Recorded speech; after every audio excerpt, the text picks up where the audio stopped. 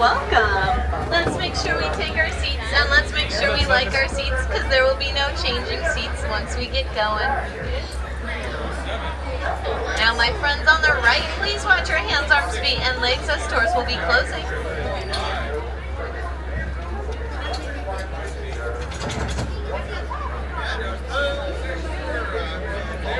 Asante Sana. Asante Sana means thank you. And here in Harambe, we like to say Twin Day. Twin Day means let's go. Jumbo friends, my name is Natalie, and I'll be your safari guide today at Kilimanjaro Safaris. As a quick safety reminder, let's remember to stay seated, as well as keep all hands, arms, feet, and legs inside the vehicle at all times. Now above your heads is an animal spotting guide.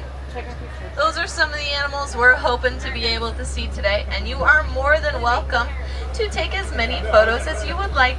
So if you want to have your camera out and ready to go, I'll try and get you the best photos I can. Now our first stop today is the Little Ituri Forest. Animals here like to use their camouflage, and they're pretty shy and reclusive. So let's keep our eyes and our ears out for what we might be able to spot.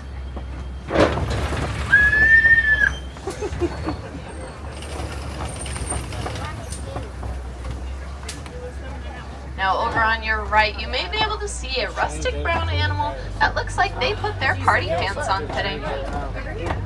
Those party pants are called okapi. Okapis are commonly mistaken as a relative of the zebra, but they're actually a relative of the giraffe. They have a similar skull structure as well as the same prehensile tongue as a giraffe. Over on your left, you'll spot a bongo. Now bongos are actually known as the ghost of the forest, so that's really cool. We get to see one out today. They use those long curved horns to help move soundlessly throughout the forest.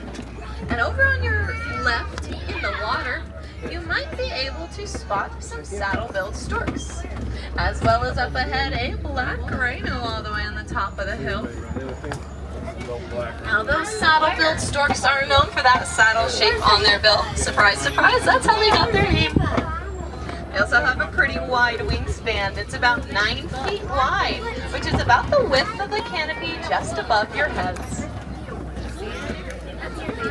Now that black rhino up there, it's one of the smaller rhino species, weighing about 2,000 to 3,000 pounds. Black rhinos have a pointed lip, and they can reach speeds up to 35 miles per hour, reaching a gallop much like a horse. Now on your right, you'll spot some greater kudu. Now greater kudus use those stripes to help blend in the sunlight. Only male greater kudus have horns, so those all look like females to me.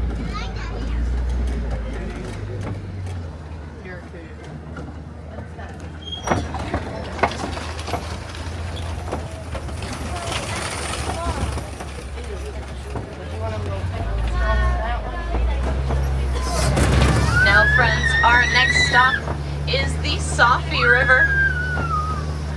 The Safi River is known to see some semi-aquatic animals. So let's keep our eyes open for any bubbles, ripples, or dark patterns in the water, because we never know what we might be able to spot. Now over on our right, I do see some pink-backed pelicans, as well as some hippos in the water. Now those pink-backed pelicans are known for their pink feathers on their backs. They use it as their blush. They use it during mating season. They're also one of the only pelican species to nest in trees. You also might be able to spot another hippo coming up on our left. Now hippos love the water. However, they're not very fond of swimming. So you'll normally see them floating around or walking across the bottom of whatever body of water they are in. Oh, there's one under there! You'll spot one out of the water walking across. Now, does anyone know what a group of hippos is called? It's called a float. So we just passed by a small Balota hippos. Over on your left, you'll spot a Nile crocodile. Oh, there you go.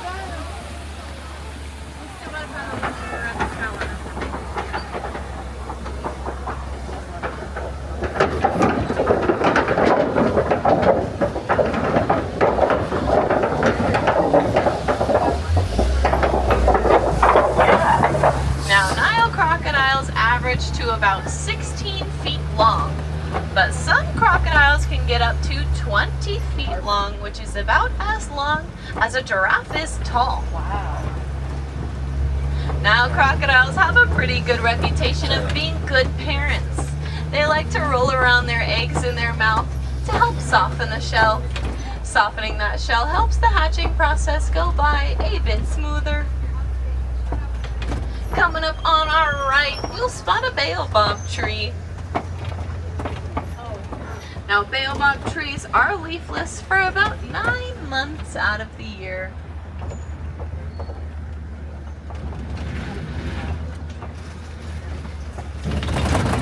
They can also hold a couple thousands of gallons of water in that trunk. Animals like the elephants or antelope like to pierce the bottom of that trunk to help get the water out, which is where the baobab tree earned the nickname the Tree of Life. Also known as the upside down tree, because it kind of looks like somebody picked it up, flipped it upside down, and plopped it right back in the dirt. Now, friends, we've left the forest, we've left the river, and we're now in the savannah. Our first animal we might be able to spot coming up on our right, you'll see a Maasai giraffe as well as some wildebeest. Those wildebeest are those animals with the short horns and beards. They're normally spotted in groups. That's because they're one of the most successful migrating species. They have scent glands in their hooves to help keep up with the family or find their way back in case anyone gets lost. Laying down by the tree, by those rocks, are some African painted dogs. Now, African painted dogs are known for that paint splotch-like pattern on their coats. Oh, yeah. They're also pretty playful and social, but it looks like they're all taking a nap right now. They're also one of the most successful predators here at the reserve. They have incredible endurance and hunt in groups. Now, over on your left is another Maasai giraffe, as well as some sable antelope all the way in the back. Those sable antelope use their long, curved horns to help protect themselves against predators. They're also known for their bravery. They're one of the only animal species that don't back down from a fight. They'll actually face their predators head-on instead of running away. And their bravery is why we named the sable antelope the emblem of our reserve. Now, you might be able to spot this little giraffe over on our right.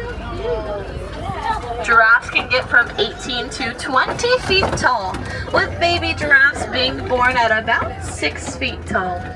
Wow. Now, you might be able to spot that this giraffe is eating. Giraffes actually eat for about 20 hours out of the day, sleeping for only about 30 minutes. And if you think that's short, they don't sleep all 30 minutes at the same time. Oh no, they like to take short power naps. Over on your left, you'll spot some Ankole cattle. Ankole cattle are known for those horns. They can be from 6 to 8 feet wide. And although they look pretty heavy, they're actually pretty light. They have a honeycomb-like structure on the inside. It helps with regulating their body temperature as well as get their blood flowing. Ankole cattle assign this thing called an auntie cow, and that auntie cow will stay back with the children as the parents go and look for whatever they need. We can spot a giraffe trying to get those 20 hours of eating in, as well as some Hartman's mountain zebras on our right. I can tell those are Hartman's mountain zebras because their stripes don't fully wrap around their belly. Zebras have a pretty unique stripe pattern. No two stripe patterns are alike, much like our fingerprints or snowflakes. One of my favorite facts about zebras is that a group of zebras is called a dazzle. You'll spot another Maasai giraffe coming up on our left. They have those prehensile tongues. Prehensile meaning hand-like. And giraffe tongues are actually purple, unlike our pink tongues. We've noticed here at the reserve that they spend most of their time standing up as well, taking their naps and even giving birth standing up. There is another one. Good job, Liv. You did it. Now I do notice a tree's been knocked down, and here at the reserve I can only think of one animal strong enough to knock down a full tree.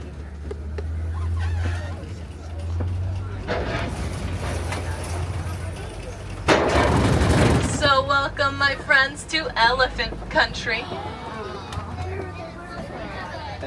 You might spot an African elephant over on your right.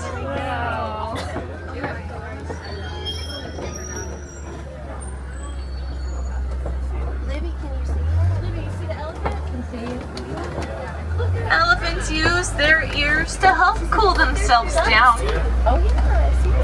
Those trunks are also one of their greatest tools. Much like giraffe and okapi tongues, those trunks are prehensile.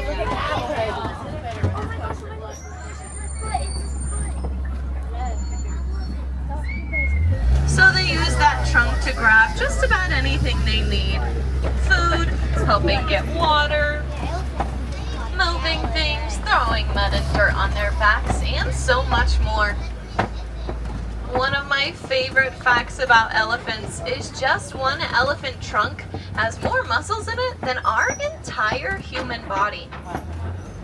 In fact, there's more muscles in that trunk than there are muscles on this entire truck.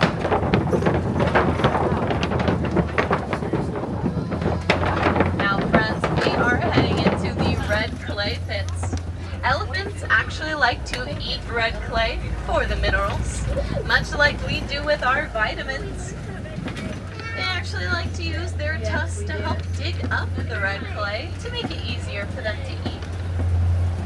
And if you keep your eyes on the right, you might spot some of those tusk marks in the red clay. It's a pretty good sign that we'll hopefully be able to see some more elephants like over on our left.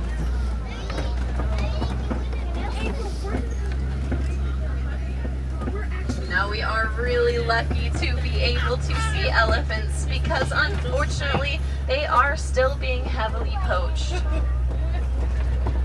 Researchers have been trying to find ways to help out these elephants, and in their research they actually found out that elephants are afraid of bees.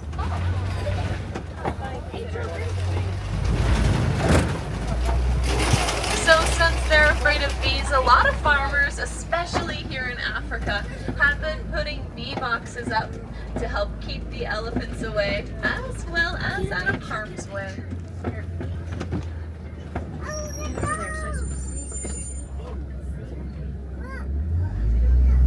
Good job. Those bees provide honey that the farmers can sell, so it keeps the stress off of any other wildlife in the area. You'll spot some more wildebeest on your right. Ooh, look at those cows. Now, does anyone know how long an elephant is pregnant for? Listen to it. 22 months. April. That elephant is pregnant for almost 2 years before being able to give birth. Wow. That's amazing. Let's remember to stay seated, friends. You'll be able to spot that baby elephant. They're playing around, trying to cool off. That's really special, friends. I haven't seen that here on the reserve yet. Over on our left are some greater flamingos. Does anyone know how flamingos get their pink coloring? Shrimp, yeah. Shrimp have beta-carotene in it, which gives them that pink coloring.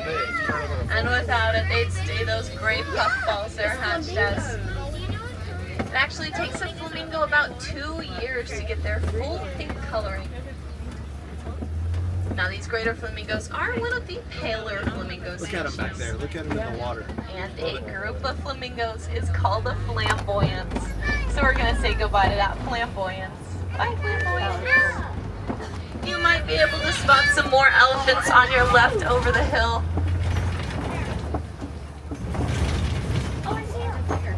They were kind of hiding. Wait, that's a rhinoceros. Yes, it is. Also on our left are some mud wallows.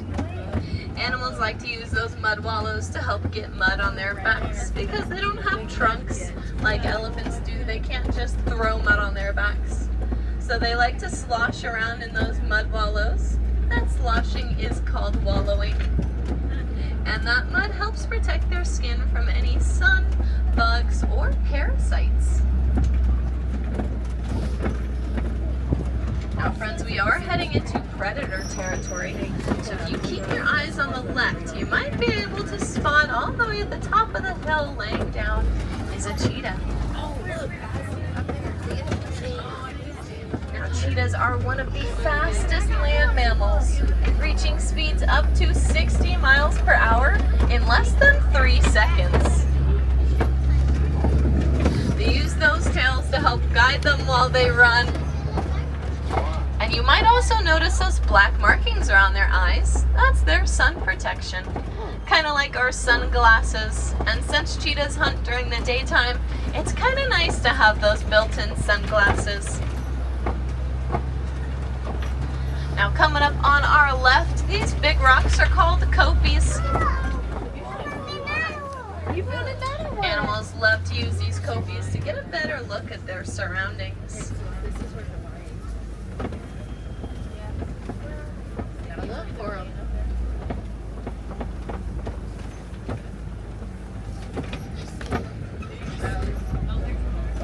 Oh, right there. See it? Right there. On the rock. Over on our right is a white rhino, as well as an ostrich. Those white rhinos are one of those animal species that love those mud wallows.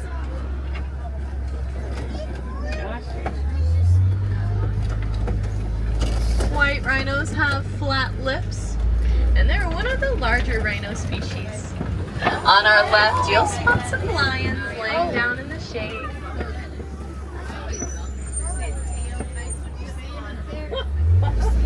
Now, unlike the cheetahs that hunt during the daytime, those lions, they hunt at night. Their eyesight's about 6 times better than ours at night. The females do most of the hunting, but the males do tend to help. Now friends, over on our left is my favorite animal here at the reserve. We'll spot some warthogs. Warthogs are one of the largest burrowing animals. They have 4 tusks, 2 to defend and 2 to burrow. They actually like to back into those burrows so that when a predator tries to break in, they're met face to face with those razor sharp tusks. See some more white rhinos. Those white rhinos can reach speeds up to 35 miles per hour, with those warthogs being just behind them at 34 miles per hour. We'll spot another ostrich.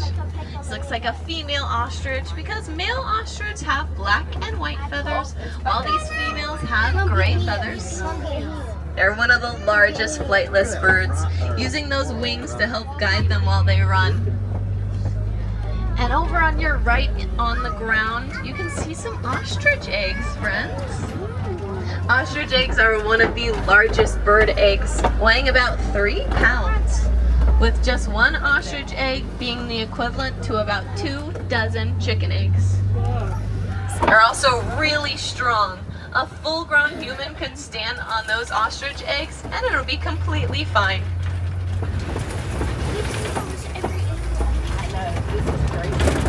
Now friends, we're gonna go visit my friend the Warden. Now my friend the Warden's been kind enough to take care of some Nigerian dwarf goats. Nigerian dwarf goats are known for their climbing abilities. And they're pretty playful and social, so you'll normally see them in groups. Look at them up there. They also provide dairy that the farmers can sell, much like those bees provide honey. And speaking of bees, that yellow triangle hanging upside down is one of those bee boxes I was talking about with the elephants earlier. Now friends, I will give you a warning, this part does get a bit bumpy. However, it does look like the Warden's doing their laundry, so I think we're gonna head out of here and say goodbye to the goats. Goodbye, goats. Say bye, goats. Now, friends, we are on our way back to the village. Did everyone have a good safari today? Yeah. Was that anyone's first safari? Yeah. Woo, mine too. No, I'm kidding. You're doing good, baby. Now it is our job to help protect these animals, because I know we all love to see them. So let's make sure we clean up after ourselves as well as after others. Let's make sure we recycle. I like to use a reusable water bottle because it helps keep the plastic out of these animals' habitats. If you would like to visit the village, we sell these things called follow bracelets. Follow bracelets help you track and learn more about a live animal of your choosing. We have plenty of animals to choose from, like giraffes, gorillas, and even some sharks. The proceeds of those bracelets go back to animal conservation. On the water. I'm currently wearing my giraffe bracelet. His name is Libin, and he's currently in Kenya. Now, if you're any wilderness explorers, you're riding the Simba 1. That's the Simba 1. My name is Natalie, and it's been a pleasure being your safari guide today. However, here in Harambe, we don't like to say goodbye because we feel it's much too sad, much too final. However, we do like to say kwaherini. Kwaherini means to go well. So go well, my friends. Go be adventurous. Go explore. Go be safe. But most of all, have fun. Kwaherini. Kwaherini. Of course, thank you. Please watch your hands, arms, feet, and legs. Doors will be opening, and watch your step. Kwaherini, friends. Have a great rest of your day, and thank you. Make sure to stay hydrated, too. You too. You too. Have fun.